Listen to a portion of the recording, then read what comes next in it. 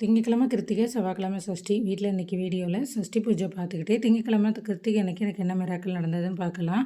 ஆக்சுவலாக அன்றைக்கி அன்ஃபார்ச்சுனேட்டாக சாமி கும்பிட முடியல. சரின்ட்டு நானும் அமைதியாக இருந்துட்டேன். ஆனால் இருகப்பற்று அப்படிங்கிற ஒரு டைட்டில் கேள்விப்பட்டிருப்பீங்க. முருகருக்கு ஆல்ரெடி ஒரு தடவை இருகப்பற்றிட்டோம்னா மிஞ்சினா கெஞ்சிற, கெஞ்சினா மிஞ்சிற அந்த கதை தான். நம்ம அமைதியாக இருந்தால் கண்டிப்பாக நம்மளை தேடி அவர் ஓடி வருவார்.